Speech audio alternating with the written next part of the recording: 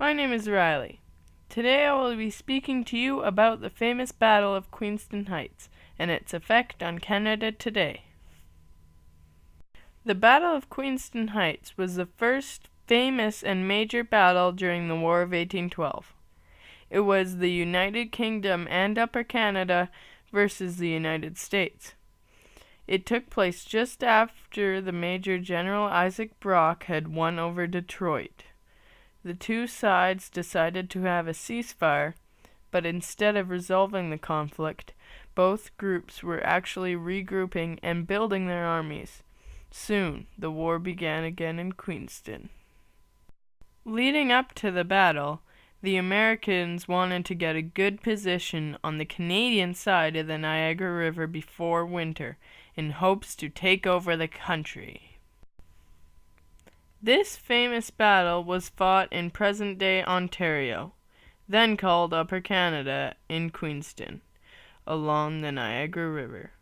The Niagara River runs between Lake Ontario in the north and Lake Erie in the south. This is a map of the Niagara Peninsula.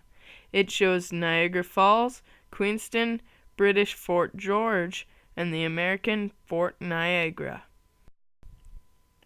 This battle was fought on October 13th, 1812. The War of 1812 lasted 2 years from 1812 and 1814, and this decisive battle was near the beginning of it. This slide shows the two sides of the armies on each side of the river.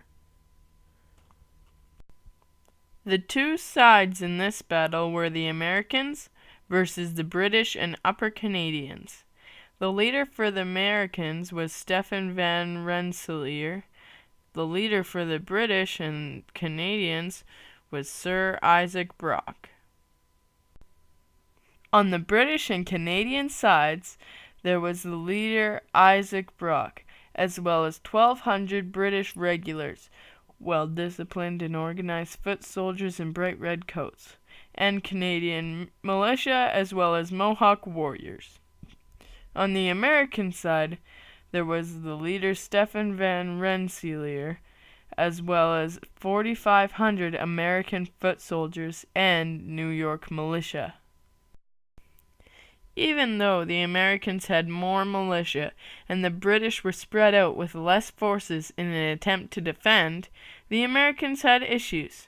They couldn't get their invasion force across the Niagara River due to the strong currents, the British artillery, and the fact that many of the Americans were undertrained and not ready for this kind of battle.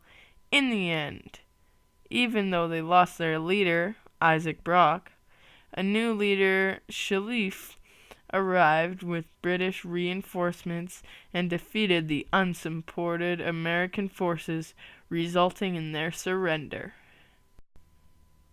As shown on this slide, the Americans had 100 killed, 170 wounded, and 835 captured troops, while the British only had 21 killed, 85 wounded, and 22 captured troops.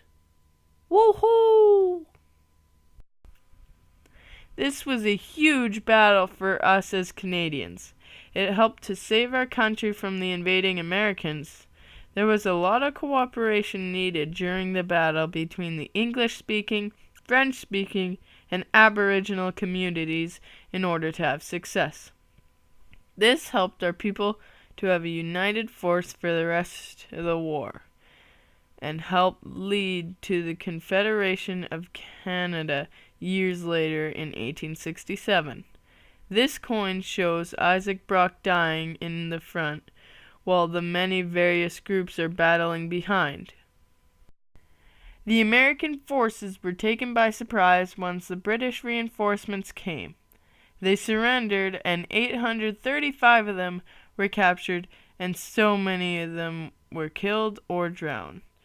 The American leader, Van Rensselaer, resigned from his command after his failed attempt at leadership.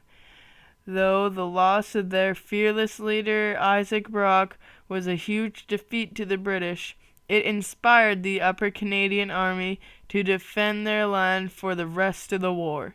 It showed that Canada was a force and wasn't going down without a fight. Here is a photograph of Brock's Memorial, located in Queenston, Ontario. It is 185 feet high.